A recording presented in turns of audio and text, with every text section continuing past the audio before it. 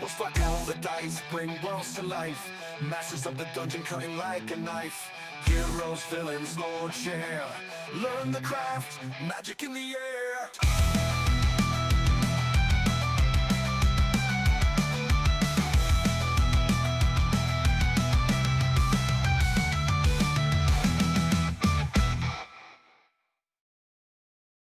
Welcome to Masters of the Dungeon, the podcast where game masters get deeply nerdy about running tabletop RPGs.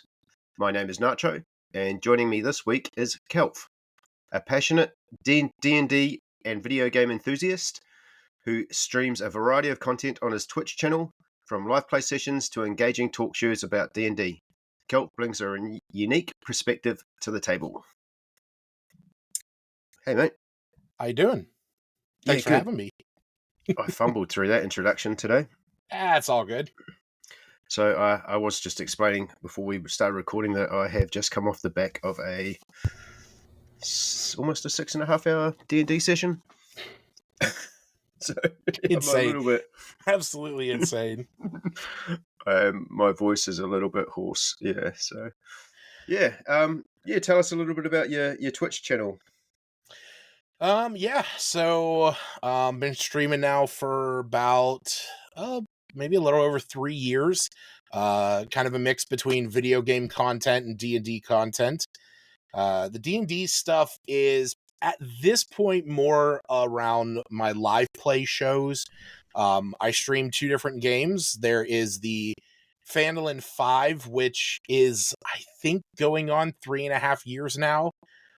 Which is a group of adventurers that came together in the Dragon of Icespire Peak campaign adventure, and then we transitioned it into kind of a Rise of Tiamat style campaign where it's more the continuation of the Dragon of Icespire Peak stuff, but with a lot of the Cult of the Dragon mixed in and some, more like character specific stuff tied into all that. And then just recently, we're only on session 3, just started a new campaign called The New Age Into the Veil, where the players are a band of misfit adventurers inside the Elsyr Veil, trying to just bring order to the chaos that's in there. It's actually the continuation of a campaign where the party was TPK'd by a group of goblinoids. So they actually just got to a part in the adventure where they found the old party, and that old party is now going to be poised as the antagonistic force throughout the realm. So they'll have to go and hunt down their old characters. Are they undead? They kind of are. It's more that they are. It's more that they've been enchanted. So, they were dead. Now they're. It kind of undead, but more that they're more puppets than anything else. Okay, so interesting. I should pick your brain about the other one, the Phandalin 5, because we were just talking before. I'm doing a similar thing where we have just finished up Lost Mine of Phandelver, and I'm kind of folding in Tyranny of Dragons, but same sort of thing. Not the entire book, because the book isn't great. I'm just stealing the parts that I like, the story beats that I like. Because it's got it has got. I do like the story of Tyranny of Dragons. I will say that I diverged pretty quickly away from a lot of the specific stuff in the Rise of Tiamat stuff. And I actually did more of what was in the continuation of the Essentials kit, the Stormlord's Wrath, Sleeping Dragon's Wake, and Divine Contention, because with that setup, if you run the Dragon of Icespire Peak, its initial first enemy is a white dragon. So that right there, you have the White Worm Speaker, you can just create wholesale, but you have a white dragon as the main force. I introduced a red dragon very early on named Pyresight, who flew north, and the party never really investigated it too much, but he's kind of been hanging out at Mount Hot now, for a while. But the Sleeping Dragon's Wake and Divine Contention has the Green Dragon Gnawbones, who's in the Crypt Garden Forest, as well as the Black Dragon in the Mire of Dead Men, and I can't think of his name, Ebondeath. Um, so there's a green dragon, there's a black dragon, there's a white dragon that's just in the books, and all you got to do is find a place for a blue dragon and a red dragon, which again, red dragon was just kind of thrown in there, but blue dragon can actually work really well with the Dragon of Icespire Peak and the Stormlord's Wrath storyline, because that's all based around the cult of Talos, who's the Stormlord, and blue dragons are thunder and lightning, so you can have it be a manifestation tied in with that. Oh, have a look at those. Yeah, definitely worth a look into the Essentials Kit continuation. Yep. Yeah, I think they're on. I have those on Beyond. Yeah, I was going more the route of.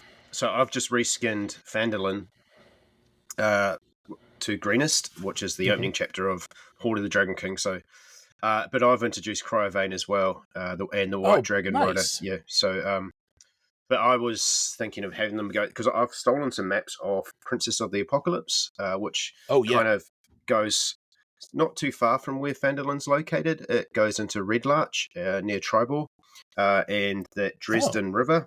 And there's there's some cool maps up that way. So I'm kind of thinking of heading them the opposite direction of, because the other those other books go more towards the coast, don't they? Basically it's like Phandalin, the Sword Mountains, up near there's a little bit up towards where Thunder Tree would be, and then out towards Butterskull Ranch.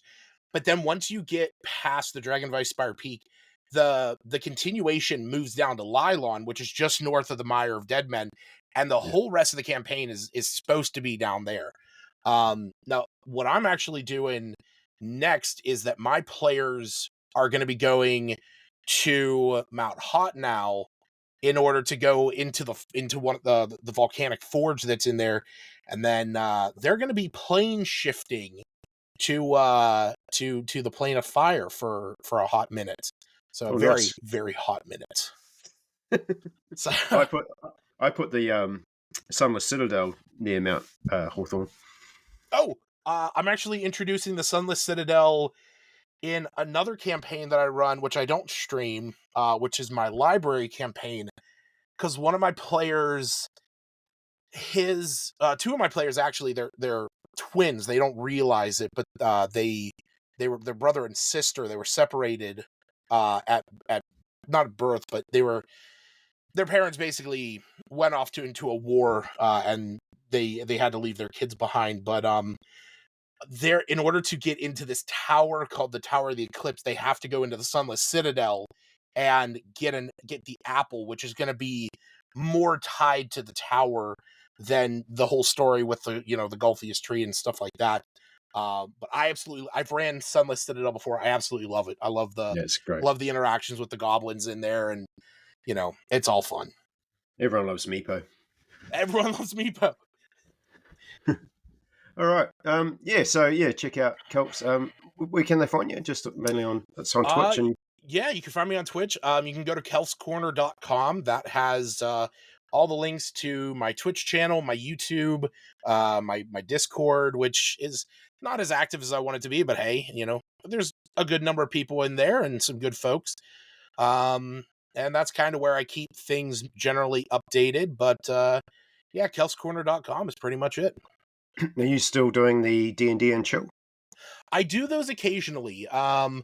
They were definitely I was more prevalent in doing them back when I was working on Calendar's Collection, which was a project I started last year for some monthly homebrew content that by about May, April, May, I started to pull away from it. And that was mostly just because at the beginning of last year, I had my baby, and it was I was off work for a while for paternity leave, and then it was getting back to work, and then having the kid just kind of was overwhelming, and I had to pull away from that Mm, project. Um, but yeah, that's definitely still kind of going on over there. nice. All right. So before we get into our topic today, I do have a little segment that I call Game Master Backstory, where we go through your ideal, your bond, and your flaw of being a game master. So it hasn't dated well because they removed this from the new rules. But I was gonna say, yeah, that's all the stuff that they've changed in 2024, and yet you know what? They still haven't gotten rid of alignment. no, Alignment, and I will say this: the alignment chart in the new player's handbook is just dumb. mm. I Yeah, just, oof. I haven't used alignment for years. Yeah, I used it whenever I was first starting to kind of get like a feel for characters, and then eventually I just realized like, don't worry about what two letters say. Are you lawful good, or two words? Don't let lawful good decide what you're doing, or chaotic neutral. Just make a character, give them personality, and make it make sense. Yeah, yeah. I almost don't even use alignment for a lot of monsters as well. Like Yeah, high intelligent monsters. I figured they could make choices. right. A low intelligence monster. Yeah, it does make sense for them maybe to have an alignment. Sure. I mean, Mostly be neutral. yeah, and that's it. There's Um, a there was going to be a general disposition for some kind of creatures, but you're gonna have chaotic evil. You're gonna have chaotic evil goblins. You're gonna have probably some lawful good goblins that, yeah, depending on how they're raised or how they came up in the world. yeah, yeah. Well, that's goblins are a player character. Well, and I guess in Yep. legacy context now. So, okay. Your ideal. Is there a core philosophy that shapes how you approach being a game master? Um, I I would have to say that. Hmm. So I would say that at its base level, the story being told at your table should be told for, about, and importantly by the players. Um, since D&D is a collaborative storytelling experience, I want to make sure that the players feel like the hero in their own story. I Hmm. want them I want their story to be woven into like a larger compelling narrative, and giving them the agency to encourage choices that shape the story that they're playing, because at the end of the day it's the player's story more than it is the GM. Yeah, So, you know, giving them that ability to discover, to learn, to make choices, to face consequences, and to share in the experience. That to me is kind of what I drive for, is to give them the choice to be the ones driving the story. yeah. I think you're kind of there just to put roadblocks Hmm. and consequences Yeah, for their challenges. I decisions. mean, Yeah, that's it. You're the players, and I will say this. You have players that maybe come to the table with limited backstory or a limited set of ideas of what they want to accomplish. But if you work with your players to come up with a compelling backstory or a compelling narrative and arc for their character to see throughout the campaign, it's just easy at that point, because now they're invested in wanting to move forward and see their character evolving and advancing and progressing. And all you have to do is give them some challenges and give them some roadblocks and obstacles to fight through to make it worth attaining. mm, yeah, yeah. Yeah, you can't sort of railroad players into the story, which is a little bit hard when, I guess, if you're running adventures, published adventures, Yep. and you're a newer DM, you do feel like, hey, you guys can't do that because the book says you need to go here. But the book says you guys go. The book says you guys go to the goblin place now.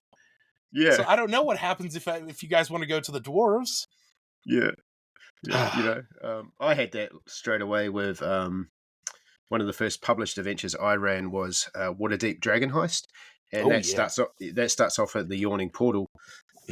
And there's in the Yawning Portal, there's notoriously a well that goes down to the Undermountain. Yep. My players weren't interested in the actual quest they were given. They were like, let's go down the murder hole. Let's go down in the murder hole. Yeah. We want to make some gold. Yeah. And I was like, I don't have that book, so I had to roll with it, and I had no idea what was down there. I didn't own Dungeon of the Mad Mage. I just threw together a quick 5-room dungeon and just filled it with overpowered monsters. So that as soon as they got down there, they just wanted to get back up the top. Yeah, we're out. Sorry, let's put us back on the path now. Funny enough, Brennan Lee Mulligan, one of my DM idols. He one time made the comment that players will sit in a sandbox waiting for a train to come by, and it is just so much so how I feel about some of the groups that I've ran for. Like they say they want an open world, they say they want to do have all these options. Yet the moment you present them with more than like one or two options, it just becomes, that analysis paralysis, and they sort of freeze up and they don't know which way to go. So it is better in a way to kind of limit what you have directly in front of them, but being able to, throw stuff in as they go. Yeah. I know you're a video game guy, so I feel that way about games like Grand Theft Auto. So Grand Theft Auto, I struggle to sit to the plot, and I end up doing things like I'm just trying to get as many like wanted stars as possible by just causing chaos and running around the city. Yeah, and nothing to do with the actual story. And players can be like that as well. You kind of you get overwhelmed by choices. Good. No, just a sandbox. Yeah, it's a whole different thing running a sandbox. It is, and that was the way that I felt about Skyrim. Skyrim's notorious for it, where people play that for hundreds of hours without even touching the main storyline. You got so many things just randomly going on, and the funny thing is that I played Skyrim for hundreds of hours and didn't beat the main storyline until I was almost 100 hours into the game. But at the same time, I played Fallout 3 and beat the main story in like 20 or 30 hours because I kind of went from, point A to point B to point C and didn't really diverge much. So that's always going to be a factor to take into consideration of just letting your players explore and have these experiences, but understanding that sometimes they're going to go somewhere you didn't expect, and you kind of have to make stuff up as you go, or they're going to stick to the story that you had in mind so much that it never feels like they had an opportunity to explore, and they might feel like they've been railroaded. Yeah. Okay, let's get into your bond. Is there part of being a game master that you feel especially connected to or passionate about? Specifically when it comes to being a DM, I would have to say it is tying, almost what we just talked about, tying players' backstories to the campaign at large.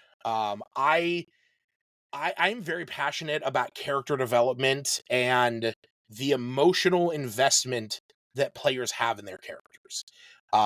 Whether it's seeing players wrestle with moral dilemmas, or reveling in their triumphs, or experiencing some, personal revelation or some awful discovery, I love those moments where they are connecting with their character, and that is done so much more when you can tie in their personal story to the main campaign, because it gives it that bulk, it gives it that feeling of ownership in the storyline. And that to me is the most important part about being a GM, because I want my players to be invested in the story that I am writing, and I want them to have something where, if they might not be immediately tied into the this particular adventure, there is still something tied to the main story that they are a part of. Yeah. And do you do that through your session zero, or how do you approach it? Can Um you do that mid game? Like, if you I, feel you haven't connected with a player, do you reach out to a player to try and find something to connect them so to your story? normally what I'll try to do is, especially if I'm starting up a new campaign, I will try to work with the players well before the first session, or even kind of making the session zero broken up in a way where, a perfect example of this was recently when I was kind of redoing the campaign for the New Age after the players TPK'd. I essentially sat down with all the players one night, and or not in just one night, but I sat down with some of the players over a few periods, and we used this book called The Game Master's Guide to Explosive Creation, Oh, yeah. which By is, our friend Ryan. yes, exactly, by Ryan of the Verdigris Table. So we utilized that to develop their backstories and give them more kind of tie into one another, focusing on, what are they doing at the campaign start? Why are they adventuring? And who do they know? So by doing that, it allowed me to kind of take all those backstories and look at the campaign that I wanted to run and say, okay, here's how I'm going to tie in the drow, because there's two psionic drows in the party. I'm like, here's how Mm. I'm going to tie in the drow, and here's how I'm going to tie in the two nature focused characters, and here's how I'm going to tie in the two arcane focused characters. And going with that session zero and those chat sessions beforehand, that gives me a lot of time to really think about what their characters are designed for, what they want as players, and how I can bring that to the table with the adventure that I'm planning on running. Nice. Yeah. What about, how would you approach it? So, for example, if you're already running a game and you feel like you don't have that connection already, and you want to bring, so say you for example, the game I'm running now, I don't have any connections. I'm just running it. The players are just doing the adventure as written, and I Mhm. haven't bought any personal.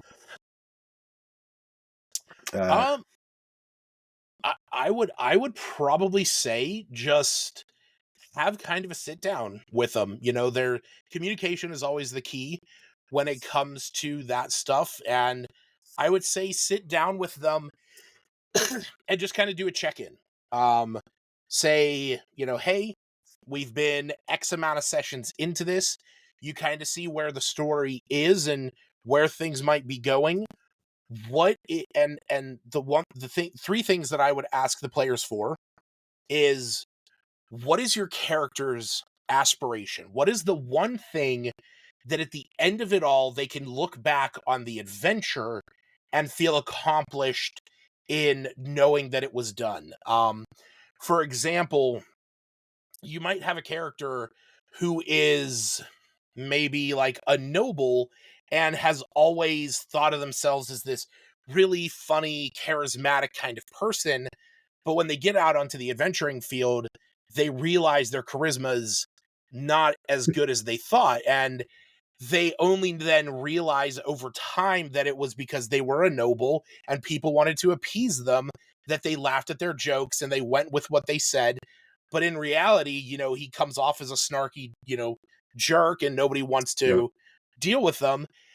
And so at the end, it could be his aspiration to come into that and be able to look back and say, okay, no, I have changed. I have come into my charisma, and I have now understood that I need to be better at interacting with the people that I associate with. Um, the second thing is, and I would say the aspiration doesn't have to be like a material thing. It doesn't have to be like, I want, the sword of 1,000 truths, or I want, the chain of stellar wrath. It could be something that's more metaphysical, like, I want to bring justice to the world, or I want to, bring, I want to associate more with people of my kind. Then I would ask them for their long-term goal. This is going to be more of a materialistic thing, something that they can actually accomplish within the narrative of the campaign.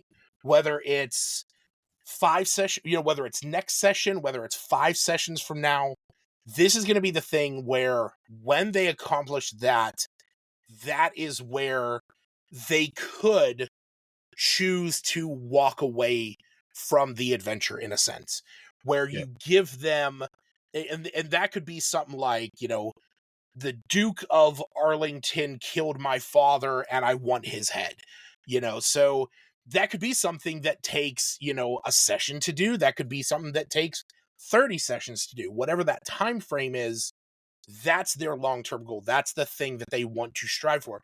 And that's really the thing you want to build roadblocks into, make it Yeah. something that is carried out, and tie that into the campaign. Make the Duke of Arlington a member of the Cult of the Dragon, or make them somebody that is supplying the cult with weapons or magic spell scrolls and stuff like that. So this way, there is an association with the main story that you're trying to tell and their backstory. And then the last thing that I would get them to do is come up with a short-term goal. What is the first step that you're going to take to achieving that long-term goal? If you want to avenge your father and you want the head of Duke Arlington on a pike, what is your first step? Well, you got to find out where he is. You got to find out how guarded he is. You got to find out, if it's even possible to get close enough to kill him. Find out as much information as you can. And those become now the roadblocks that you as the GM can then say, okay, well, if you want to know where he is, you're going to have to ask around. You're going to have to talk to some people who know about the nobles in the area. If you want to know his guard routine, you're going to have to talk to somebody who would have that information, maybe hire a spy. So those 3 things of campaign aspiration, long-term goal, and short-term goal, those are what I would approach the players of if you're in the middle of a campaign, because that's going to give you a chance to tie in what they want for their character into the main campaign at large. Smart. That's good advice. What about, I know I'll have players whose goals are basically mechanical. Like my goal is to get my character to level 15 so I can unlock all these powers. Funny enough, one of my best friends, Aaron, when I gave my players a period of downtime, and I said, tell me what you want your character to do during this period of downtime. If you want some magic items, if you want to learn a skill or a language or a feat or what have you, talk to me. We'll discuss it. And he messaged me. He's like, I want to get stronger. And I was like, what does that mean? You're a warlock. What does stronger mean? He's like, I don't know. I want to get stronger. And I'm More deals. Yeah, I'm like, what does it mean? Like, do you want a buff to your charisma so that your spells are better? Do you physically want to get stronger? Do you want like a belt of giant strength so that your strength score is a 24? Like, Like, what does that mean? Do you want a magic item that makes you more powerful? Because he has a staff. Um, what does he have? He I think he, has in my mind, he's going to his patron. Hey, I think I want to talk to your boss. yeah. So his patron I'm is his patron is Karen the ferryman. So like I've had his patron like literally show up and help the party escort the dead before.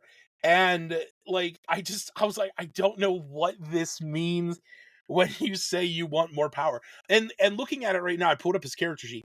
He literally has a staff of power as his magic item. A very rare staff that, you know, casts wall of force and lightning bolt and stuff like that. I'm like, I can't make that stronger. Yeah. So I don't know what that means. No. No, it's a type of player. So Yeah, that's true. And you know what? And speaking back to the, you know, the personal tie into the stories, one of my players in my library group, all of my other players, they came to me and they were like, you know, I never knew my parents, and I was raised by a coalition of elves, and they were attacked and murdered, and you know, I want to find out why. And you know, another one's like my husband. I left my family and ran away with my husband. We became druids and rangers. We lived in the wild, and he was killed. What, you know, the ranger, her brother died, and then one of my players wrote down on a very small piece of paper, they are a blue dragonborn barbarian, and the whole thing was, I want to kill dragons, and that was it. And yeah, I was like, okay, that's awesome. So how do we put this in there? And obviously, we were running Dragon of Icespire Peak, so it's right there in the core thing of, you heard there's a white dragon in the area, you got to kill the white dragon, but you're not strong enough. So yeah, you work with this group to get strong enough to go kill that dragon. So, and sometimes with players like that, it's just as easy as saying, okay, let's put whatever you want somewhere in the campaign, but it's just out of reach because maybe it's a distance you have to travel, maybe it's a time frame you have to beat, or maybe it's your power level that you have to increase to attain that. But whatever that is, those are then the roadblocks. yeah. Maybe he's just racist to other coloured dragons. Like he just feels blue is the only Well, colour. and so that was the thing. When I sat down with her, I asked her, I was like, so why is Zor wanting to just kill dragons? Like, what's the response, like the whole drive? And she's like, I don't know, like what would make sense? And I was like, I mean, that's up to you. And so we brainstormed a couple ideas, and what we came up with was, she comes from a clan of Dragonborn that are known as soul renderers. And what they do is, there are some Dragonborn in that clan born with the soul of a dragon. And her character was born with the soul of a blue dragon, which is why she's a Tempest Barbarian as her subclass. So we tied in her subclass with this. And in order to become seen as an adult of the soul renderers, to become like the next rank within that clan, you need to kill a dragon and absorb its soul. And it needs to be a full dragon, because she actually killed a shadow drake and absorbed its soul. And she's like, she talked to her, she reached out to her chieftain, and they're like, well, it's not a dragon, like it needs to be one of the chromatics, or it needs to be one of the metallics. Shadow drakes don't count. No, um so she's like, all right, we're going to kill the white dragon, you know, throws the axe over her shoulder, starts marching to the mountain. yeah. Well, it's in keeping with a barbarian. Oh, I love there was a, speaking of what, I know we're going to be talking about homebrew, but it's the subclass known as the Path of the Cataclysm Barbarian, where you pick like a certain world tragedy disaster, and that's your barbarian rage, whether it's volcanoes, sandstorms, plight, tempest, all these different things. And I absolutely love it, because it's so cool watching a barbarian rage and a storm billowing up around them, or the ground exploding with lava. Could you Uh, be a could you be an urban barbarian and your rage is like a tax increase by the local oh my god, yes! government? Every time you get angry about them. When you hit an enemy, all of their stuff decreases in value down one rank. So it's just like you hit somebody's armor and it goes from being plate mail down to scale mail. Yeah, Oh my god, that would be absolutely hilarious. you just get upset. I can relate to that as Yeah. an elk. Okay, we better move on. Okay, let's get into your floor. What's one part of your GM style that you're currently trying to improve on or refine? Um uh it's something that I've always had to kind of something that I've always struggled with is pacing. Hmm. I'm constantly working on pacing because a significant challenge that I have faced over the years is really associated with the first thing we talked about. You know, my ideal of wanting players to have a lot of ownership and a lot of agency in the game because I have played, surprisingly enough, with a lot of very passive players who kind of hesitate to take the initiative and be the one to lead the group and to say, okay, you know, we killed the goblins in this room or we killed the orcs in this room. Now we're going to go to this room or we're going to Yep. go this way or you know, we're going to go to this next town. And because of that, I have frequently found myself nudging them along to keep the game progressing, but at the same time struggling to balance that with avoiding the appearance of railroading, where Yep. they might have just fought a group of enemies in a room in a dungeon, and you know, I tell them, okay, cool, combat's over, you guys have free action. And they'll always do the, you know, the first part where it's like, hey, we want to loot the enemies, and okay, cool, I have a couple tables that I normally roll on, and here's what you find. Their weapon and armor is all damaged. You can take it if you want, but you got to get it repaired. But here's the trinkets that you find. And then at that point, you know, I'll sit there and I'll wait for them to say, okay, you know, we're going to go through this door next, or we're going to go through this door, or just discuss it. And there's just silence.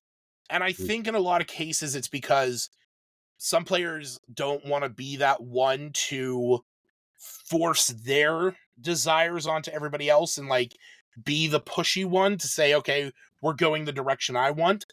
But when you don't have when a lot of the players or the majority of the players feel that way, there is definitely a struggle because I want to respect their readiness. I don't want to make them move on from something that they're wanting to investigate. But at the same time, the game needs to move forward and the session needs to stay engaging in order to prevent a single dungeon from dragging out for months. Yep. Um, Do and you? How many players do you normally play with on average? and yeah, so my parties are generally 5 to 6. Mhm. For the longest time there, I was running 3 campaigns with 6 players each. 2 of the campaigns had 3 of the same players in it. So, or sorry, yeah, 2 of the campaigns had 3 of the same players. So across the board, it was 6 people. And that has a major factor in it. Because when Yeah, you have 3 or 4 players, there's less discussion. You don't have to agree on nearly as much. And I yeah, I play with 3 to 4, and I yeah, find that's a sweet. That's my sweet spot. I don't 4's my max. I currently play 3's a little bit hard to get a balance right of right. yeah, especially if your players all pick like the same A class party or of 3 something. clerics. Yeah, um, yeah. So but I do use the sidekick rules, which Hmm, sometimes if they're struggling, which I yep. think is great. Um, but I like 3 to 4. But whenever I've played with larger groups, I used to run a game with 6, and I hated running for 6. It was too everything dragged out too long. And like you said, there seemed to be not one particular person wanted to step up and take leadership, or there was just one person that was just running the game. Yeah, yeah, yep. There And was- you know what? The thing was when when one of the campaigns that I used to run with my well, it's what now is the new age, but that particular group, when we used to play in person, we had a player who played with us who was he was also one of our GMs at one point, but between him and one of the other players, they were very good at playing off of one another to be that balance of I want to go this way while I want to go that way. And Mm. so it allowed the rest of the players to kind of take that passive step and say, okay, well, you know, like we're going to vote on this to see where we go. But yeah, I mean, it's when you have 5 or 6 players, there's just so many different opinions you have to take into account, so many different voices that want to be heard, or that you want to make sure that they're not ignored. That to Yeah. me is a huge factor. Um, when you have as many players as I do, you're going to have the vocal minority of maybe 1 or 2, sometimes 3 players that are the ones doing more stuff than the others because they're either more engaged, they're more interested in the particular story, or they just enjoy different parts of the games. I have 2 players in my P5 group, my Fandolin 5 group, that love combat, but other than that, they'll kind of hang in the back and only really voice their opinion or say anything if directly addressed. And that's how Mhm. they have fun. They enjoy that. But no Yep. matter what's going on, if the party has downtime and this player's doing something at the Wizard's Tower and this player's doing something at the garden and this player's doing something at the local shop, I will always make sure that I address them and say, hey, are you doing anything? Do you want to do anything? Like, hey, what's your character doing in this downtime? Because I never want a player to feel like they're being ignored when the other players are more engaged with other stuff. Definitely. That is something that the 2024 DMG has addressed really well, Oh, recognizing different types of player styles. yes, I saw that. Yeah, so it does tell you that you'll have players that are more into this aspect of the game, or they enjoy combat, they enjoy role playing, and that's fine. Yeah, so one thing I do for pacing as well, find things are hesitating, I use an hourglass. I don't use it all Oh, the time, but if I find that they're all sitting around and no one's making a decision, I'll just whip a 1 minute hourglass and just stick it in the table, and they're like, I don't even say anything. They're like, "What's that for?" I don't know. yeah, Something bad's going to happen. let's move And it's on. just me. Yeah, it's just me, kind of like it's like that wrap up music of the Oscar when Yeah. someone's speaking too long. Oh, that's Yes, amazing. yeah. Yeah, So that's it. It's kind of the same. It's in a way the same thing that a similar thing that I'll do where once my players have sort of hummed and hawed for long enough, I'll be like, all right, what's your decision? Which way are you going? And yeah, I'll kind of give them that like push over the edge of saying, okay, here's your options. Like here's your X and yeah, Y, your A and B. Um, where are you going? Who's deciding this? And mm, usually one of the players will eventually perk up and be like, all right, we're gonna go this way. yeah. So we had that. I was talking to you about that before. I had a wyvern and it was flying away, and they're like, Mm-hmm. "Should we take a shot at it? Shouldn't we take a shot at it?" And they're umming and ahhing about it for ages, and I'm like, "Well, this thing's got a flight speed of 80 feet, so you need And to make a yes, decision now." yeah. Like Uh, you've only got so much time in game to think about what you're going to do. So yeah, yep. you either going to do it or you're not. I recently in my library group had my players going to a haunted lighthouse and they were fighting a bunch of harpies that had taken up roost outside of it, and one of them started to fly away, and I said it got to the next player's turn, and I was like, okay, this harpy's flying away. Do you want to do anything else? Because otherwise, combat's over. And the other players are like, what do you mean? It's still within range. Like, I have a longbow and I have Eldritch Blast. We're killing that thing. We don't care if it's running away. Hmm. Yeah. All right. Yeah. Probably my flaw is probably calling games earlier. Well, yeah, you're that 12, Probably should. 9 hour game. Yeah. Yeah. I should be saying no. Just before we get into the topic, I'm just going to go let my dog outside. I think he Oh, needs to go to the absolutely. toilet. Yeah, do your thing, man. He'll, yeah, I'll edit this out. But hang on one sec. Sure thing.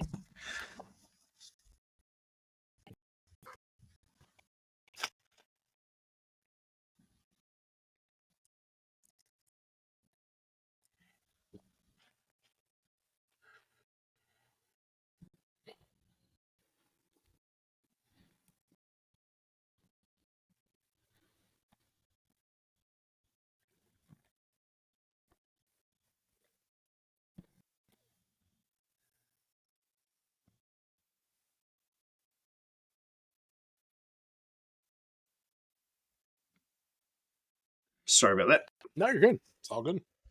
Okay. So, one thing I know about you is you love making homebrew stuff. I do. You do. It is a passion, and Yes. you're very good at it. So, I thought thank today we'd get into homebrew. So, why do you enjoy creating homebrew content, and what type do you find the most rewarding?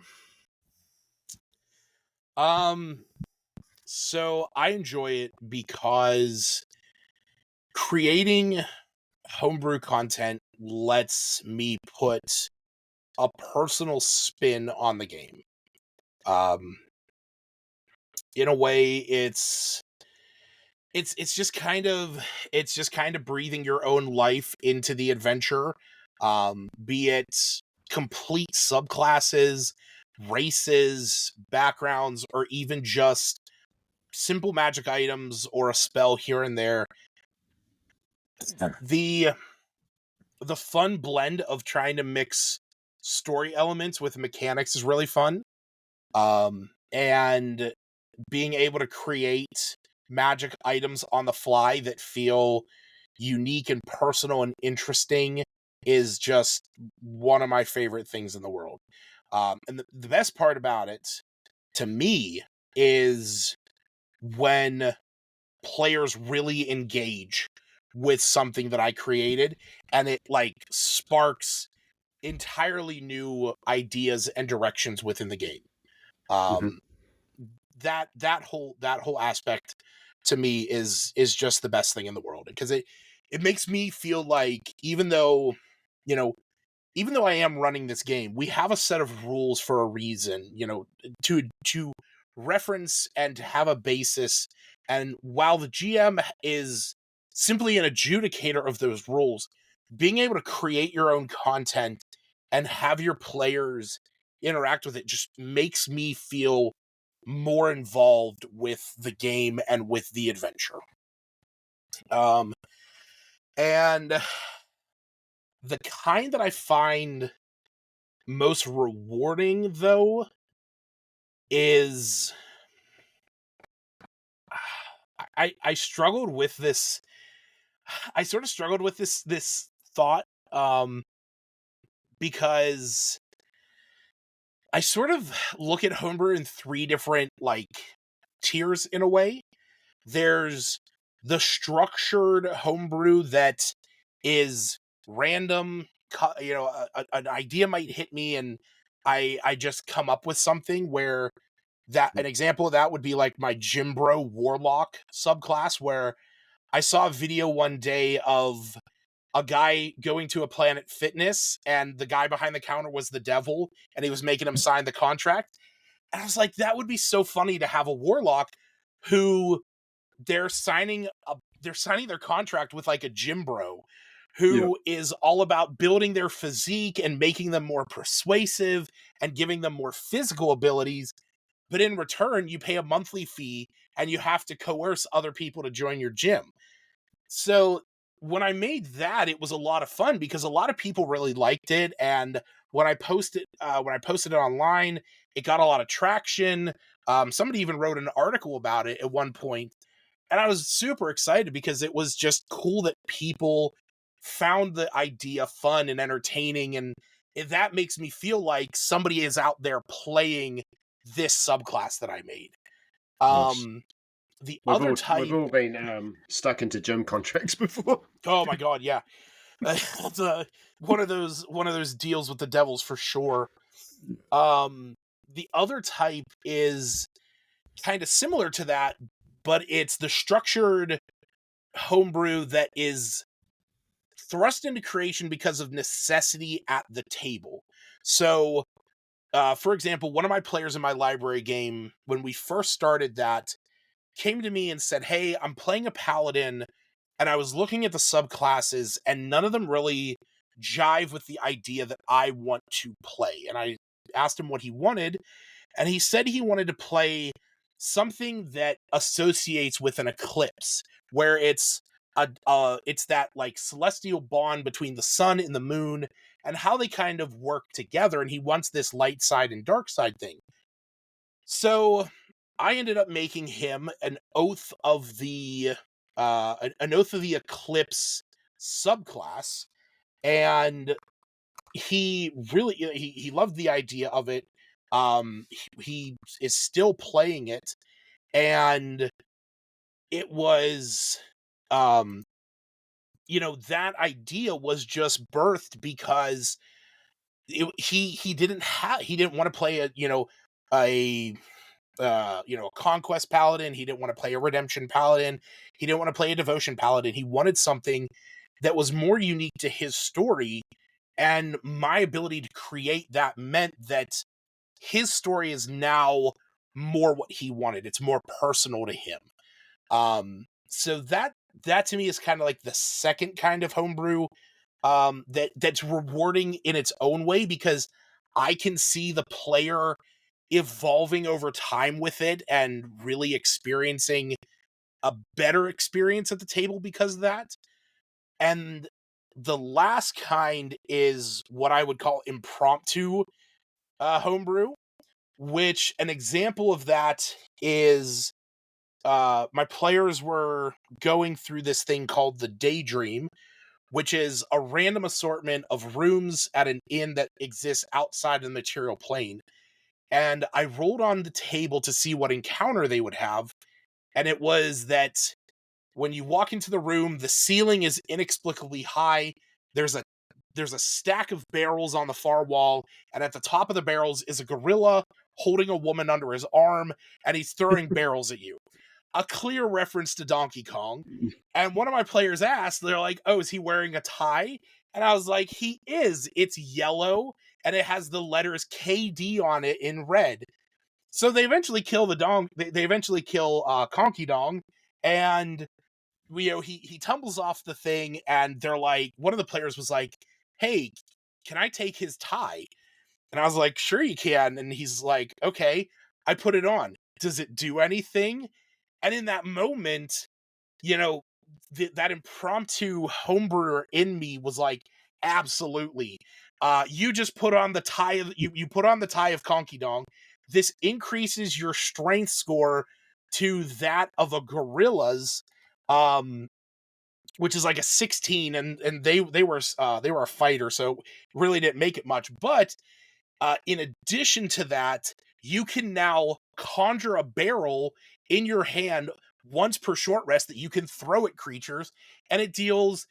And I just came up with 2d6 bludgeoning damage, or you can make it explosive once a day, and it deals 2d6 fire damage to all creatures within 5 feet of the original target. So Nice. it was just like so random, so just out of the blue. And that to me personally is one of the most fun things and rewarding things, because it's just pure creation. You're not Yeah. worrying about, is it balanced? Does the community like it? Am I going to publish this? It's that one thing for that Yeah. one player this one time. And it doesn't matter if it's overpowered, because maybe it only lasts until the body of of Conky Dong decays, or somebody's gonna steal it or something like that. Yeah. So yeah, I think each one of them is rewarding in their own way. So, but the impromptu ones are definitely to me the most fun, just because they can be so random. Yeah. Yeah. It sounds good. Okay. What's your process for designing homebrew content?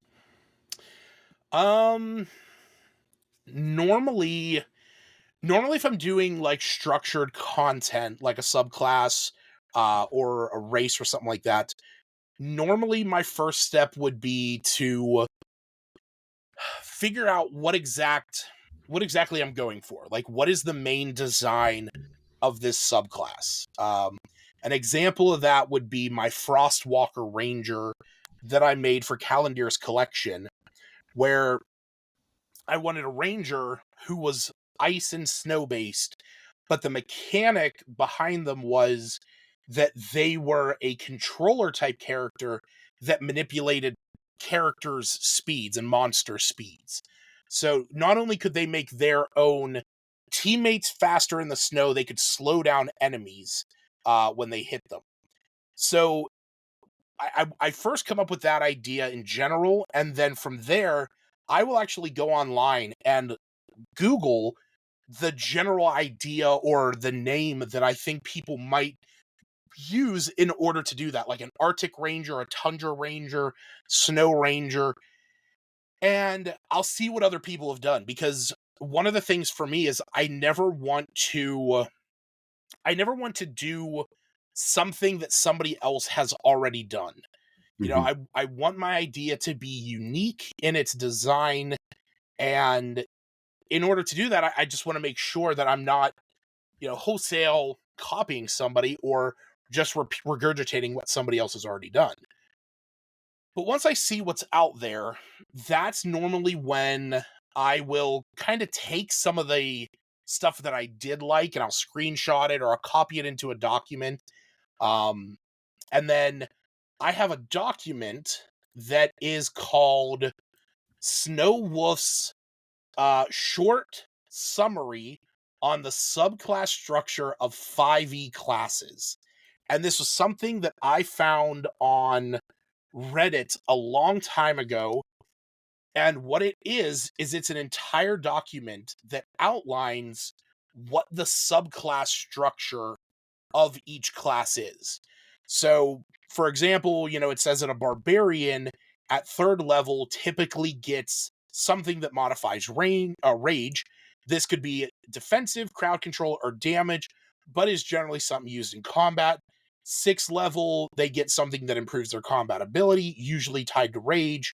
A utility feature at this level is possible, but it's usually exploration focused. So once I have some ideas of what I'd like and what I want out of the class, I'll use this to then begin brainstorming my own ideas for what I want out of it. Once I And when have you some, yeah. sorry, so when you come to a subclass, are you designing it for a specific campaign that you're running? Like you feel you want to have a subclass that's going to suit the theme of your adventure, or do you get excited? Like for example, notoriously no one liked the new Ranger class in the new 2024 rulebook. Do you get excited by that and go, "Oh, that's something I can fix"?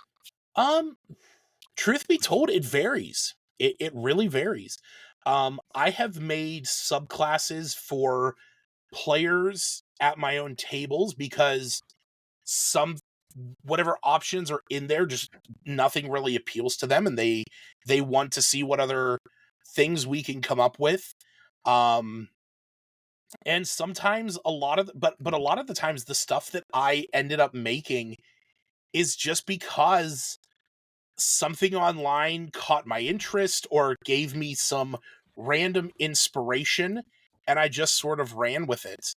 Um, there was one that was oh shoot, what was it? It was I think it was Morvold Press, who's a map designer. He put up this thing that was like, if you could come up with like a thespian style bard subclass, what would you come up with? And so thinking of that and, just trying to come up with something that was like theater based, that gave me I came up with the College of the Crimson Curtain, which was all about performance and persuasion and being able to kind of draw people into your performances, or like the Jimbro Warlock that I mentioned earlier.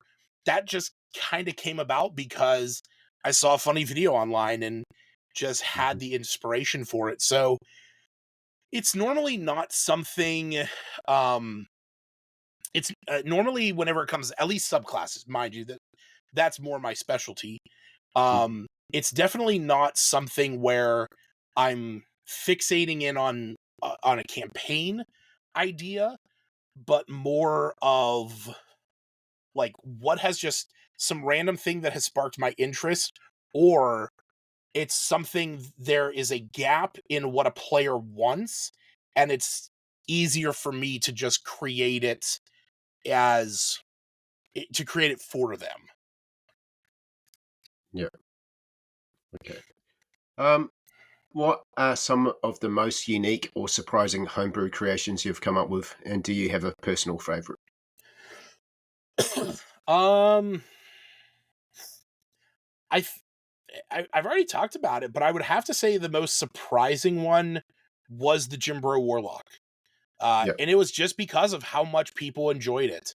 That was probably the one that I got a lot of traction on, and people really seemed to find it funny to have this strength-based melee warlock, and I never anticipated it, you know, being as popular as it was. Um, but when it comes to a personal favorite, there was a spell book that not a spell book, sorry. There was a magic item that was a book that I came up with a while ago. Just, you know what? I said that I don't usually make stuff tied to stories and campaigns. That what I'm going to tell you right now is just that was a bold-faced lie, because as I'm thinking about it, I came up with this book called the Book of Scribing. And the idea was born out of a campaign that I was planning on running, where I intended the players to visit this college of divination, and then they were going to be going to this place that was unexplored. And one of the professors at the college wanted them to catalog and track and like kind of stay in contact with him to record the details of their adventure. So I came up with this idea of a book that looks like it has a zipper down the spine, and when you unzip it, it splits into two separate books. And whatever you write in one appears in the other. And so this Nice. way, the players could stay in contact with him, and he could have a written record of their discussion and their discoveries. He could draw stuff and they could see it, or they could draw stuff and he could see it. And then when they were brought back together, you could zip it back up, and now it's one book again. And that was probably one of my favorite ones, because that was the first homebrew item that I just had ever come up with that was like, this is a thing that I think people out there would like. So I put it It's a on smart D. way because most DMs like myself would just use sending stones. Right. Right. So that's a smart way to sort of get around. No, there's certain magic items that you give your party so you can just deal with certain situations, like sending stones and bagger holdings. For me, like I'll just give them to a party so I don't have to worry about encumbrance so much, and a sending stone so you guys can communicate. You can split up and communicate. That takes care of two. That it just it takes sort of like control of different aspects of play that they can muck around, and opens up their options. Yeah, and that's a smart way of doing that.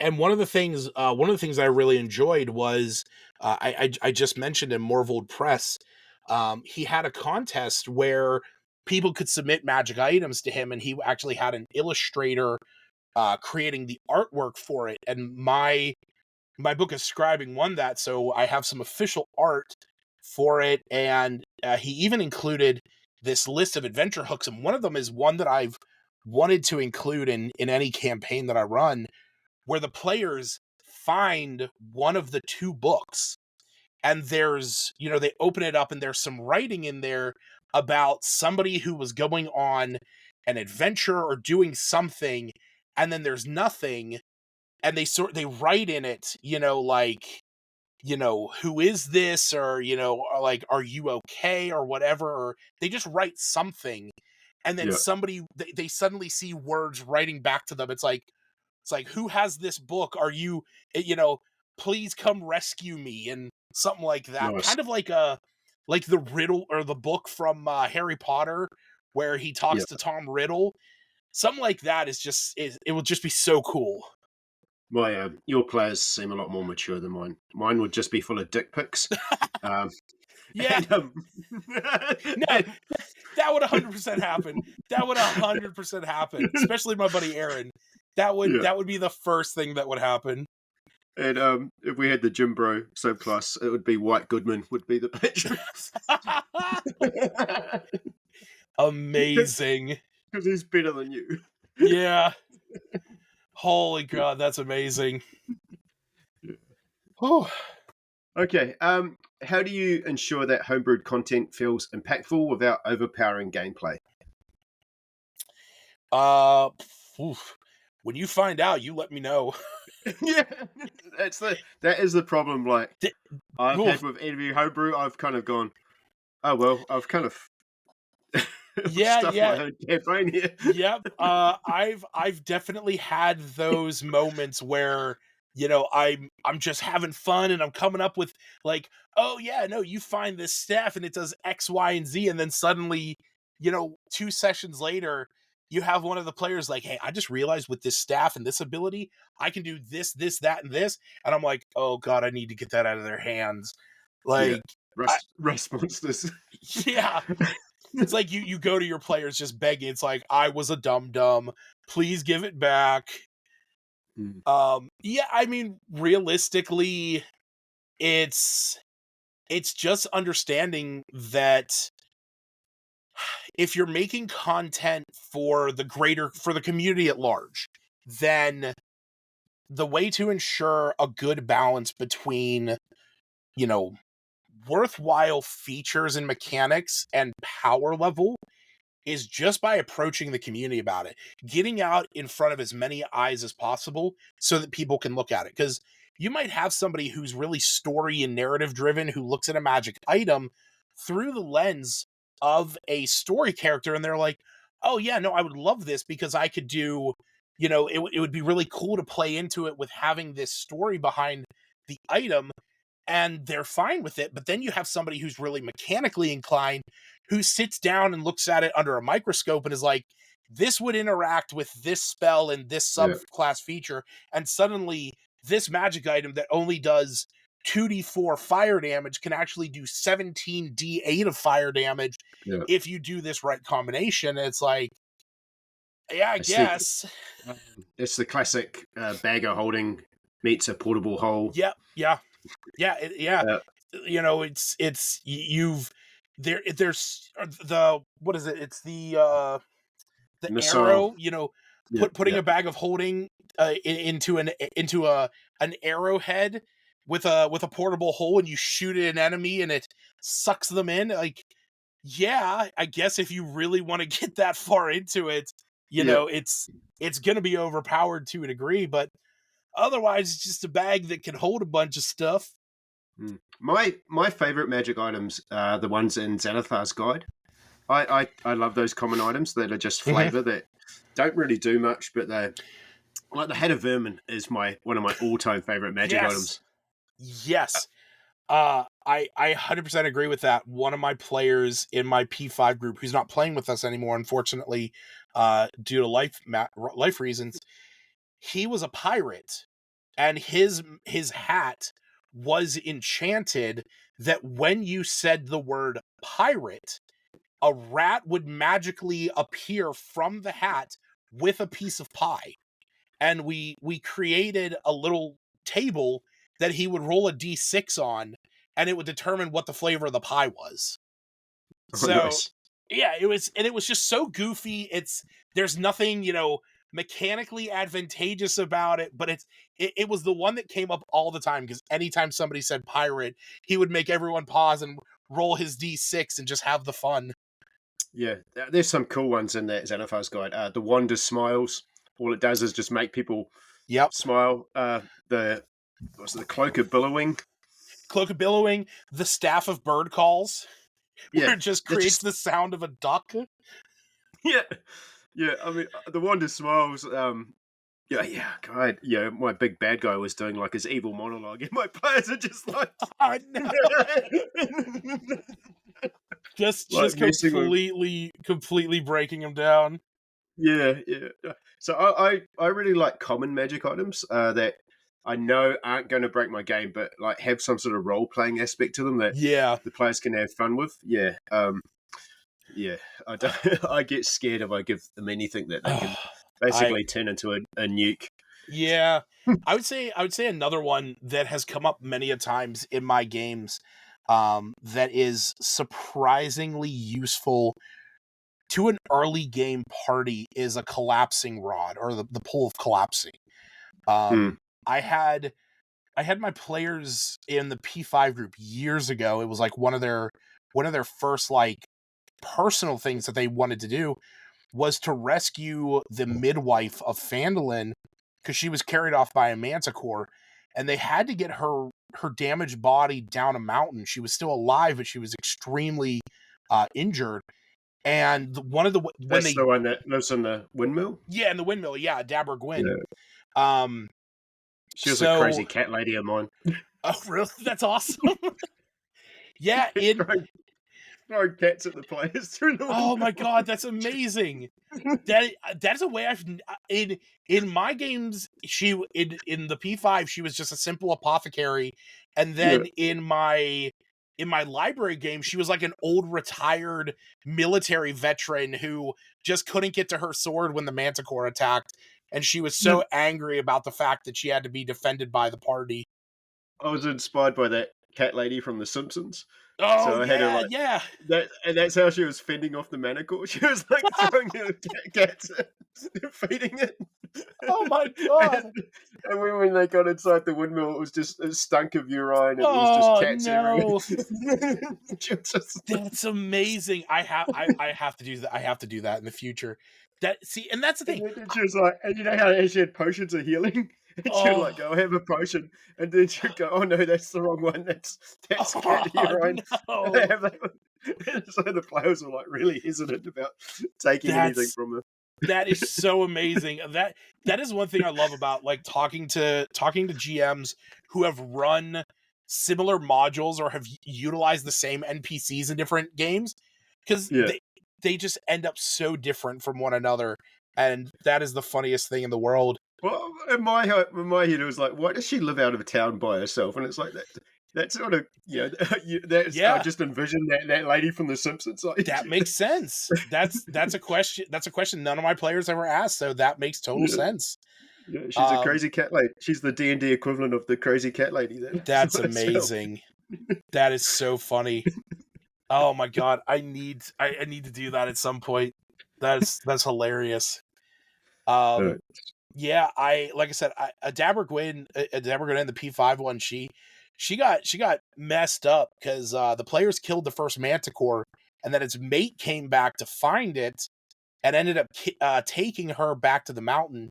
So in order to get her down, there was a mine shaft within the mountain underneath the Manticore's nest, and they used the collapsing rod to create a pulley system.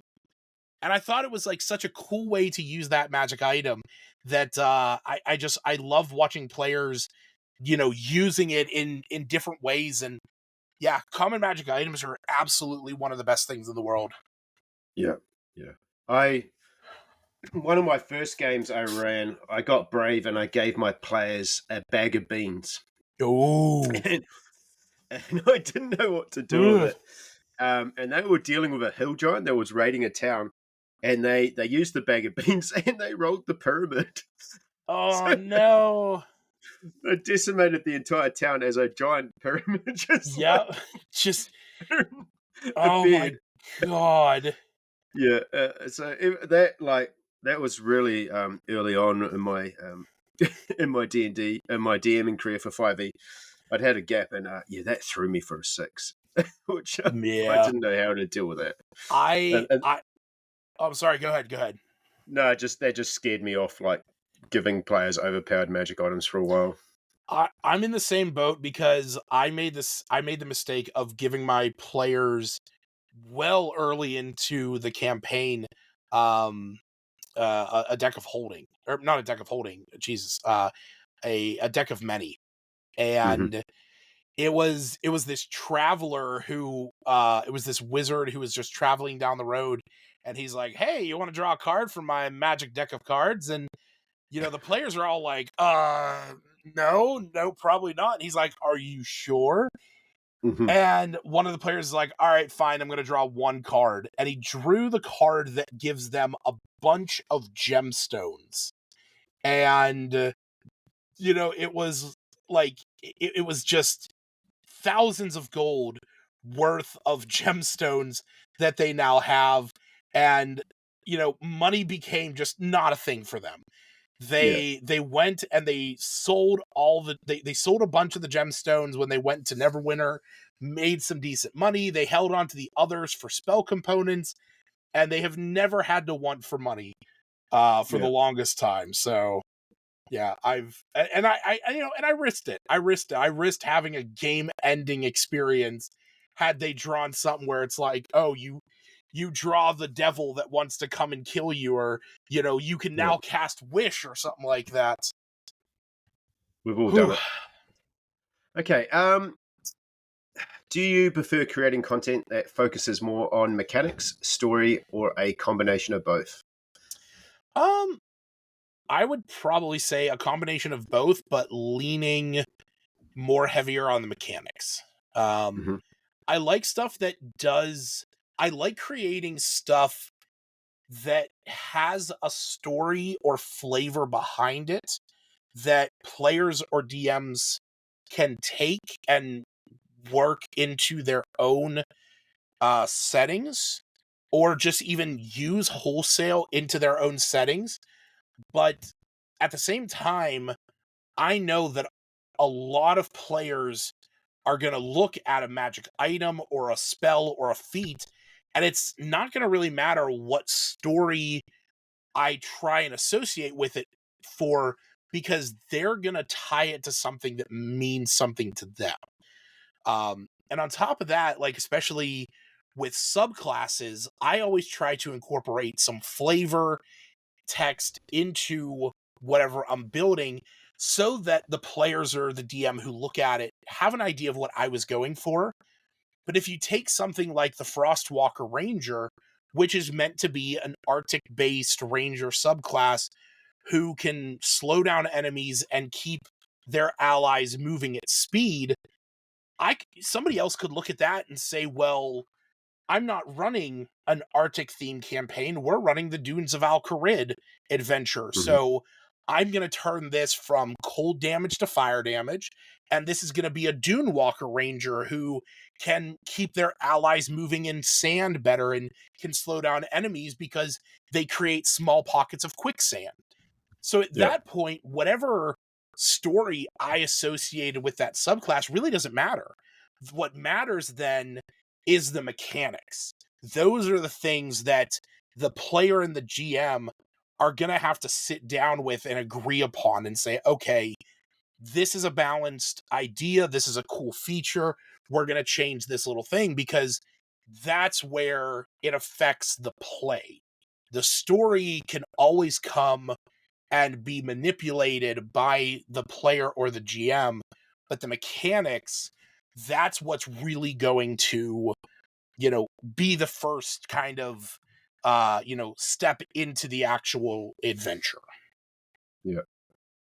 It does sound like your impulsive ones are more based on story. Oh yeah, 100%. The impromptu homebrew is generally always story driven. And Hmm. that's because it those ones are birthed out of those impromptu, story moments, like I said, with with the tie of the ape, where, hey, that Mm. was just a random thing. Or there was another one it was they walked into a room and there was a kitchen, and there was a shoot, I can't think of it. What's the tiger what's the humanoid tiger monster with backwards hands? From Uh, oh, in D&D. yeah, it is just a mythological creature. Um, oh god, I can't think of it. Backwards hand, Rakshasa. Sorry, Oh, that's sorry. it. Yeah. Yeah, the Rakshasa have backwards hands. They have their palms are on the back of their hands, and Mm. so I had I've never used one because they're so powerful. they are, and the one in that particular adventure, the players stumbled upon a room where there was a Rakshasa disguised as a woman who was cooking chili, and it was just really strong, potent, hot chili. And one of the players asked if they could, if they could have a sip of, or if they could have a bite of it. And so they ate it, and it said on the thing they need to make a Constitution saving throw, and if they fail, they take, X amount of fire damage. So one of the players goes, "Okay, well, can I scoop some out and you know, throw it on enemies?" Or and then I was like, "I guess you could," but then the Dragonborn barbarian goes, "Could I eat it and then breathe fire?" And I was like, "Yes, you 100% can." So it became the chili of fire breath, where if eaten by that one player, instead of lightning breath, it's fire. Nice. So yeah, As soon as those you said, ones. as soon as you said chili, my brain went back to The Simpsons again. I don't know Oh yeah. why. Oh, now I So want some chili. Oh man, yeah, I was chili's so thinking, good. can I dip my arrows and daggers in the chili Oh god. and create some sort of hallucinogenic poison? Yeah, hell yeah. Yeah, that's cool. Yeah, I think something that has come out of this conversation that you really lean into that I would like to take on board is not being scared of that when players come up with these ideas, like just going with it, just rolling with it Oh, and going, yeah, yeah, why not? absolutely. I forget what it was. Yeah. But oh no. It was the staff of bird calls. Um, it my players had just defeated this big this dungeon. They were heading back to a town that was getting attacked by the spell Meteor Swarm because of this high level wizard that they basically helped, get his magic. When they were flying to town, the barbarian had this staff of bird calls. They had it for a while, and they would constantly be like, "I want to use this. I forget what it does." And um they they were like, "Can I use this to summon a big bird? Like, is that what bird call means?" And I was like, "No, but I really like that idea. So Yeah. yes." So it is still called the staff of bird calls, but she can use it to call a giant thunderbird once every 1d6 days. And it was just a really cool thing that, yeah, the player came up with. Was like, "I just wanted to do this thing. Like, can it do this thing?" I'm like, "Yeah, we'll just put a limit on it so that it's not completely overpowered. So you're not doing it every single day." Yeah. Because a magic item that I made that was completely abused and overpowered was in that same campaign. When the players let the Manticore go from Adabra Gwyn, and they actually went and saved the Manticore from being attacked by something else. They also rescued a clan of goblins from attack that worshipped the Manticores, and those goblins gave them this horn that would call the Manticores down from the mountain. So Nice. it was the Manta horn, and they could use it to summon the Manticores if they needed them. And I had it so that they could use it twice a day. Well, Nice. I suddenly realized after like a handful of sessions, they were using it the moment they got into combat, Yeah. because they would go on the defensive for like, because I said that it would take 1d6 rounds for them to show up. So they would just go on the defensive and take dodge actions and defend themselves until the Manticore showed up, and then be like, "Hey, help us fight these enemies." they would have this giant manticore now on the battlefield. And I was like, all right, we have to do something about this. Unfortunately, it meant the death of one of the manticores because there was two of them. So now it can only be used once every 1d4 days, because now that manticore has to take care of their mantikitten by themselves. Nice. But they actually went on a mission. They at that point were like, well, we're going on a mission to resurrect the other manticore. They went to a town, they hired some clerics, they resurrected them, and the main manticore was like, hey, yeah, we can't do anything super dangerous anymore. We can definitely show up like once every couple days, but we got to think about our kid. Yeah. We need to unite. We need to talk about our pay. Yeah. I've got something similar. I gave in Cragmore Castle there's an owlbear. Yes. And it doesn't explain why the owlbear is there. So I kind of I preambled that by when they were on the tribal trail, they came across a circus cart that was busted open and it was full of arrows. And and the driver had a whistle around his neck, and they could see that something heavy had been dragged through the forest, through Neverwinter Woods. So they grabbed this whistle, and then they were able to follow this trail, and this is actually how they discovered Cragmore Castle. That is and they awesome. So they were kind of just walking around with this whistle, wondering what it did. And then when they got to the room and they opened up the room and the owlbear's there, then they suddenly figured out they could use, and it was like they had to roll an animal handling check. Sure. And this is actually how they ended up dealing with King Groll, is they managed to they discovered the room where King Groll was, and they kind of opened all the doors and then just positioned the owlbear into that room and then just shut the door and let the owlbear nice. Yeah. And then they let the owlbear out. So they've still got this whistle. They haven't blown it yet, but I've rolled a little like sidekick character sheet for the owlbear just in case they ever come up with it. But that is such a creative idea. Yeah. So, and I called him Hoots Magoots after the card game. Yeah. So that is awesome. Yeah, a little bit of a sort of fan service there. So have you ever had your homebrew content change the dynamic of your game? I wouldn't necessarily say that it changed the whole dynamic of the game by any means, but I have had some content change like a certain dynamic of the game. One example is, I mentioned it before, the Oath of the Eclipse Paladin. It has 2 channel divinities at its first level, or its third level ability. There's Lunar Revelation, which kind of works like a focused or concentrated fairy fire, where you pick a creature and they can't be invisible, and you have advantage on attacks against them. But then their second one is called Solar Empowerment, and it is that you can enchant weapons and ammunition with radiant energy. And in the description, I put that the light, it also gives off 20 feet of bright light, 20 feet of dim light. And I put in there that the light it gives off is considered sunlight. And then I put the party up against creatures that have sunlight sensitivity.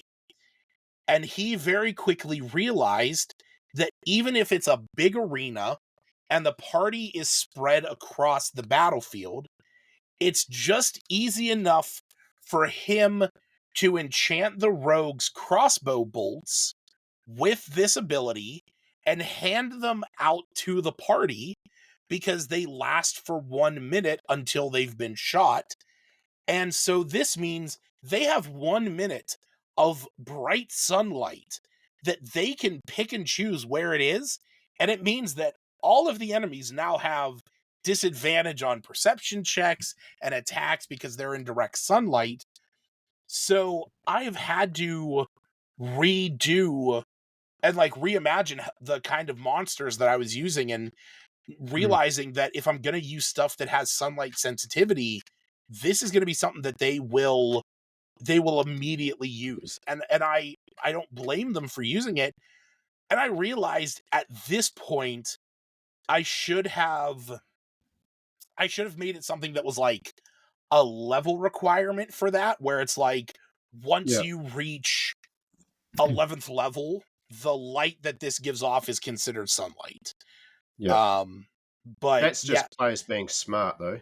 and that's it. And you got to reward that. Like that's more satisfying to me than you give you especially if you're doing homebrew, imagine, and you put all this effort into a magic item, and then your players just and forget about it, and you're sitting there going, and I'm for sure you've had this happen before. You sit there going, guys, there's something, and they're struggling to deal with something, and you're sitting there going, like you've got something in your in your inventory that can deal with this. And to the point where you can almost feel like you want to be heavy-handed, like, "Hey guys, roll me an insight check." Yeah, yeah. You suddenly remember you've got this. Oh, I totally forgot about that. Roll an intelligence check. Oh, you have this thing in your bag that does exactly what you need it to do. Which is so heavy-handed, and I hate doing it. But yeah, no, you do. That is just players being smart. That one mechanic. Do you use that? I know what's he put into theirs is with charged items. At the beginning of the day, you need to roll a d20, and if you roll a 1, that item like self-destructs. Do you use that mechanic in your homebrew? I don't know if I've ever actually. I think I might have, but I don't think it was my own creation. I think what it was. I mean, it was my own creation. I think what it was when I was redoing the Staff of Fire, because one of my players wanted an upgraded version of that, and I made a new version of it, and it still had that ability. I don't generally do a ton of magic items that would have a withering, or a self-destruct feature. Generally speaking, when I try to put in some kind of limitation, I will focus more on like uses per day, or making it something that is like a consumable, where it's like a one-time thing, or it has limited charges. Or there was one, it was it's the ranger in my P5 group. She has a connection with the goddess Sahanine Moonbow and Saloon. So I made her a custom bow early on in the campaign that you can pluck stars off of it to try and blind enemies, and you can also burn a spell slot to kind of give it like a divine strike ability, where it does an extra 2d8 radiant damage. That one, if you expend the stars, they only recharge under the glow of the full moon. So it's like they're pretty powerful, and you can use, there's a bunch of them on there. I can't remember how many stars there was. Might be like 7 or 9 of them. But you can really only if you run out of them, then you have to wait for a full moon to get them back. Yeah. I always forget to roll that, like, because time is kind of abstract in my game. So that rule's usually written into the Gotcha. magic item. Every dawn, or you need to roll it at dawn. I don't know when dawn is. I lose track of. I don't keep an eye on time unless it's like relevant to what I'm trying to set up something. But yeah, I'm not like constantly got a clock going, hey, it's 10 a.m. or funny enough, I am the exact opposite. There's a website called app.fantasy/ or -calendar.com where you can set up they actually have a template for the Harptos calendar, which is the one that 5e uses, that has the 3-week month structure with the 10 days. I was going to ask you. It has a clock. So I have monitored my campaign's progressions every single session to know exactly like what hour they're down to, what day it is they're doing stuff. And it makes it so that, like, yeah, I can very quickly go in and say, okay, it's 5 o'clock in the evening. You guys still have, another 2 hours of daylight. Do you want to do anything? And, you Yeah. know, I've been very particular about that because Nice. What's that called again? it is app.fantasy-calendar.com. Nice. I I might start doing that. Yeah, I'll send that to you in a, When you go, when they go to the why is the shop closed? That's a public holiday. yeah. Well, and it has those on there. Like, it has like Midsummer and Shields Met. You can change the year. I set all of my campaigns in the year 1492. Yeah. Just because I want to say 5th edition is based in 1491, but 1492 is always funny to me because that's like the whole Columbus sailed the ocean blue in 1492. Mhm. But yeah, the nice thing is with that, you can mark each day with like an event, so I can track what sessions happened on each day and keep like an exact calendar of everything and mark events on there. So yeah, I've definitely tracked that for those players. Nice. I'll check that out. All right. What advice would you give to DMs wanting to incorporate more homebrewed content into their games? Um, don't be afraid to fuck up. You know, if I can say that. Yeah, yeah. You're if you're making your own homebrew, you're gonna make stuff that's overpowered, and you're gonna make stuff that the players will inevitably abuse, or that you'll realize is overpowered when they accidentally use it in a way you never anticipated. And it's a humbling experience, and you need to either handle it graciously, where you let your players have that power gaming moment where you give it to them and you let them be that powerful character with this crazy magic item, or you grovel on your stomach and you admit that you're a dumb DM and that you messed up, and you ask to have it back, and that you will make an adjustment to it, that you'll put a limitation on it, or that you'll weaken the ability and they can still keep it but you need to adjust it. So Hmm. if a new DM is looking to create your own, you just got to be humble when you present it to other people, because like I said before, you're going to have players that look at it as a story element and they're not going to realize the power structure that is built into it.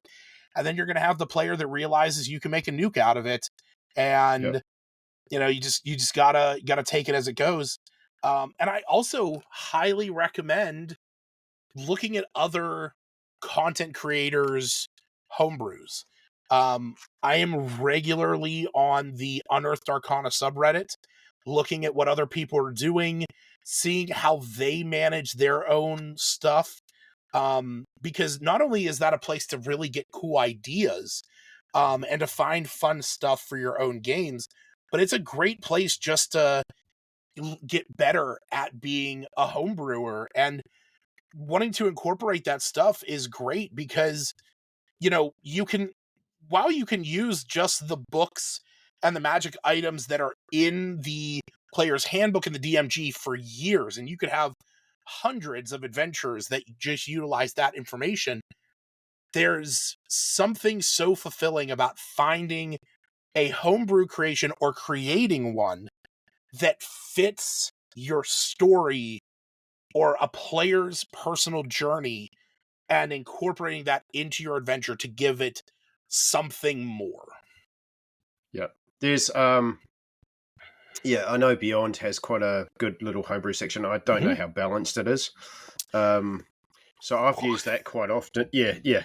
Obviously not very balanced, but I have used that in emergencies like I want a monster. For example, I wanted to throw a Drider at my players. I wanted one of the in my one. The reason that the Black Spider was working for the cult of the dragon. He was cursed by Lolth to turn into a Drider, and the cult had made him an amulet, which was suppressing that curse.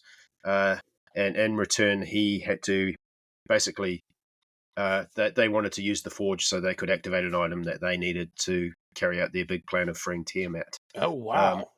And when they fought, I just emphasized that he had an amulet on him, and when they fought the Black Spider, and they thought I basically did it like a level 2 boss. Like they trashed him, and they thought, oh, that was nice and easy. And then they noticed that his amulet broke, and then suddenly he came back and transformed into a Drider, and they had a second level boss. So so and I got that off the not the DM's Guild, sorry, D&D Beyond, but that has got a lot of like really, they're not balanced, are they? A lot of those ones on. There are so many, like the thing about D&D Beyond is there's definitely people that have made really great content on there that is balanced, but you really have to dig to find that stuff. One of the best things to do is whenever you're looking on it, sort it by the views to see like the highest the stuff that has the highest views, and you can even see on there where it'll have a rating system. And that is normally what if I'm ever looking on there for something, that is normally where I will go, because not only does the views matter, you have more people looking at it. Look at how many people have added it to their collection, and then on top of that, looking at what the rating is, because obviously, the community will kind of weed out the bad, bad junk. But at the same time, there's always going to be something that slips through the cracks. You're always going to have something that is, completely overpowered or underpowered. And I generally use the Unearthed Arcana subreddit, just because that's a community that I've been a part of for a while, and it's one that I've submitted stuff to, and it's where I found great content creators on there. But you kind of have to have a discerning eye, and always, if whether you're looking on D&D Beyond, Reddit, anywhere else on the internet, look at the comments. Look at what other people say about it, because there's so many, and I'm guilty of this myself. There's so many times where a content creator or a homebrewer will post something, and then that will be what you find when you search it up. But then there will be a slew of comments of different people suggesting changes, and the creator will be commenting like, oh yeah, I should have done this, or that's a good idea, I will change that in the future. And they might not ever update that post, or they might not make another post with those changes. And sometimes you'll get people who are submitting stuff on like the home brewery or GM Binder, which is what I use, and they'll have different updated versions of it, and you sometimes have to go in and find those additional versions just to find the most recent one that has the new changes for what you're looking for. That's also another really good resource, gmbinder.com. That's where I post my stuff, and they have all kinds of stuff across different systems on there that you can look for. I mean, the good thing about Beyond is it does have some templates. So if you are creating, it probably is kind of user-friendly, especially if you are running 5e and you're used to those type of stat blocks and stuff. You can pretty much copy and paste something that's existing and then make changes. That's what I've done. My D&D Beyond collection that I have created is 99% other people's work that I've wanted to put into my games, and one of my players to have access to. And you have to learn some of like the snippet code stuff to like make some of the things work, but in general, it's super easy to add that on there. There's one that I added a while ago called the Battle Commander Feat, and it was by Spectre Creations. And it's one of the more it's one of the ones that has a ton of views on my profile, and a bunch of people have added it.